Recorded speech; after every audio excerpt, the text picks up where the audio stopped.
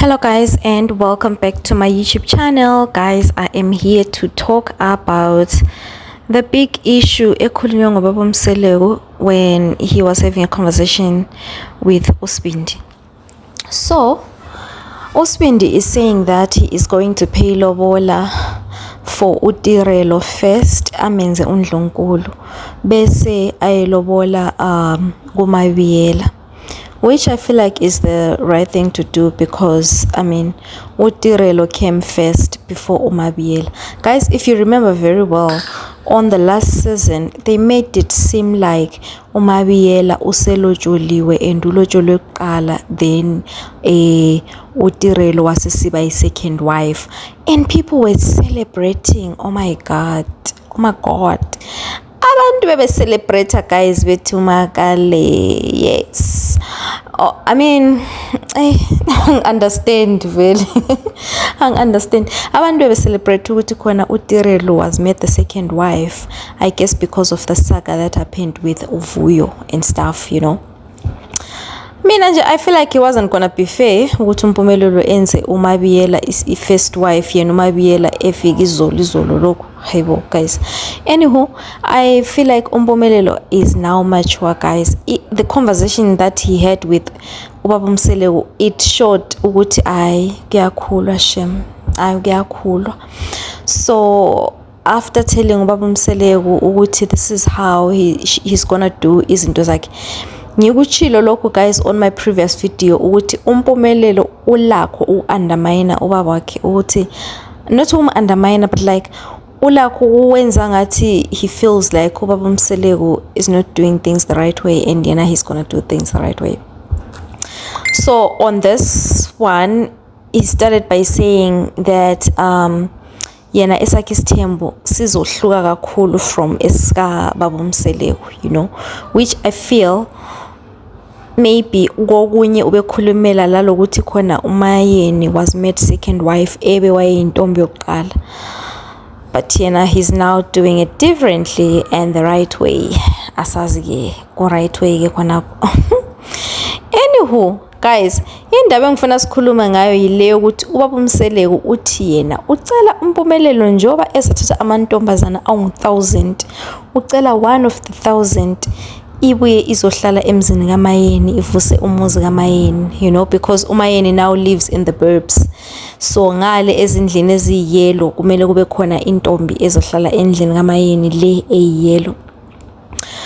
And then uMpumelelo says ukuthi no, he's not going to do that. Instead, he's going to build houses for his 1000 wives, you know. Akalantombi or umfazi ozahamba ayohlala endlini kaMayeni because uMayeni usaphila, you know. Uthe yena it wouldn't make sense ukuthi kube lo nkosikazi wakhe ohamba ayohlala endlini kaMayeni ethi uyavusa umuzi yena uMayeni esaphila. I don't know, but guys, you know, honestly on this one I don't know. I have no clue. I am not Zulu. I don't know how the culture Zulu ukuthi yenzakala njani makuthiwa umuntu uyavusa umuzi and stuff. Lenza njani indaba zokuvusa umuzi? Who is wrong, who is right in this case? All right, yini ubaba Mseleku mayethi umakoti one of the makotis has to go ayehlala eMzumbe, ayehlala because according to the look of things it looks like bonke omakoti bakaMpumelelo they will have houses eMzumbe just like omakoti bakababa Mseleku. But ubaba Mseleku is saying ukuthi one of them kumele ayehlala endlini kaMayeni. Is that a right thing to do since uMayeni esaphila, just like uMpumelelo is saying ukuthi no, akusuze kwenze ngoba uMayeni usaphila. Okay, mina ngelihlo lenyama nje mangikhangela ngingakhangeli ngelihlo lomoya, elihlo lenyama guys, I feel like I understand uMpumelelo mayethi it angeke kwenze ngoba uMayeni usaphila, because I'm like uMayeni akasafiki vele endlini emzini omdala, like akasafiki vele because nxa kuyukuthi uMayeni usafika emzini omdala, I don't know ukuthi kuzamphatha njani mayesethola umakoti esetshintshile wathenga i-couch eli beige, wakhipha i-couch elimnyama, wakhipha i-couch lama flowers, athenga i-couch eli beige, you know. wafaka i-wall art emdulini, wenzani, watshintsha nje everything. How is she gonna feel?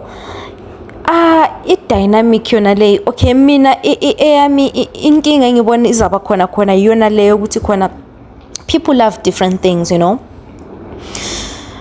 Hayi sengizama ukuthi ngizibeke lami ezicathulweni zikaMayeni, sengilo makoti ngithi ngifike emzini wami ngithola umakoti utshintshe umuzi wami upside down. I think I wouldn't like it, honestly, ngoba kusase ngumuzi wami. I mean, kusase ngumuzi wami, I wouldn't like it. I think alright, umpumelelo methu uzabakhela mpela, uzabakhela umuzi and stuff phakathi khona lapho. It's okay. Ngawo baba umsele ukuthi yazi ngibona ngathi drama nje yonke, like i-drama vele, because bese ngifuna ukuthi mhlambe ngawo baba umsele ukuthi ay omakoti kuzamele bebe besiya cleaner endlini kaMayeni, emzini kaMayeni omdala, but obviously uMayeni uyahambe eclean emzini wakhe. If not, she can hire someone to go and clean there like every now and then, you know. So I mean, ikudinga nje ukuthi kube le wishy nje, kube le siphithiphithi. Mbona ngathi kuza cause isiphithiphithi guys, lokho ukuthi unkosikazi omunye emela ehlala emzini kaMayeni. I don't know if kuyi culture, then okay, I get it, but I know I would understand makuyi ukuthi mhlambe uMayeni is now very very old, akasakwanisa ukuzenzela izinto, then sokuthiwa umakoti kahambe ayogcina uMayeni, you know, ayomphekela, amgezise and stuff. That one is very much understandable, because also ma umakoti esiyangale akayi kuyatshintsha izinto, umakoti uyagcina umamazala, you know, ngoba umamazala akasakwanisa ukwenza izinto. Mhlawumbe umamazala ma eseshonile, then maybe umakoti can then take over and start doing some changes and stuff, but esaphila I don't know, because umuntu umuzi wakhe uyawenza ube yi-home. It's not just a house, but uyawenza leyo house ibe yi-home. Like ma ethenge i-couch lama flowers, yilo i-couch lokuthi ma evula umnyango vele emsebenzini ebona i-couch leli ezwe umoya wakhe ukhululeka, ezizwe ukuthi okay, now I'm at home. Manje nxa wena usubuya le couch uzofaka i-couch eli-beige njengomakoti, manje ususithi awusafuna ukudlelwa e-couchini sokutheni. Hayi hayi ngibona ngathi kusuka nje kumenze nje angasakhululeki, kumenza angasakhululeki umamazala. So angazi guys, what do you think? I don't know, Shem. And phakathi kwamakhosikazi kaMpumelelo ngubani vele ongavuma ukuyahlala ukuyavusa umuzi kaMayeni phakathi kwabethu, because angibaboni bengavuma bonke bethu. Guys, also mina I feel like I don't know, maybe I'm wrong, but I feel like when they are having this discussion ubaba uMthombeni lo Mpumelelo about umuzi kaMayeni, they should involve her. I don't think it's good for ukuthi be discuss beze befike ebangeni lona leli bese bebe le conclusion yokuthi okay, uTirelo is going to take over umuzi kaMayeni, or Mabiyela is going to take over umuzi kaMayeni, and then they just go to uMayeni beyukuthi listen, uMabiyela is coming to stay in your old house. I think it's not, I don't think it's a good thing to do. Umnikazi womuzi engatshelwanga, like ahambe seseyatshelwa nje ukuthi this is what's gonna happen. I feel like they have to involve her.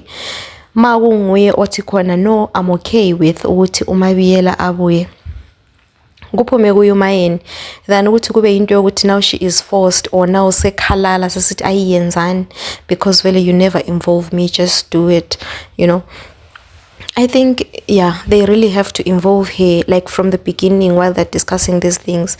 La acho ukuthi khona mina angifuni umuntu emzini wami omdala, ngizabe ngihamba ngisiya cleaner and stuff, yabo into ezinjalo. Because even la umakoti I don't think ukuthi yabe khululekile. Like having watched the episode, they want to okay, these two men, they discussed this thing and came up with the conclusion. Umnikazi womuzi, umama womuzi doesn't know anything about it. Like sehamba durai esiyahlala khonali, and then umnikazi womuzi mayebuye ezovakatsha, she wouldn't be comfortable.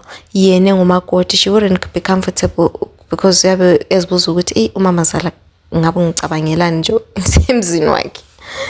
Hey guys, I don't know, but I feel like uma yena makunguye kungaba nguye othi no, one of your wives can come live in my old house. It's okay, they can come live there, they can renovate the house and make it beyenze nje ibe sestyleni, ibe sezingeni abafisa ukuthi ibe kulo, you know.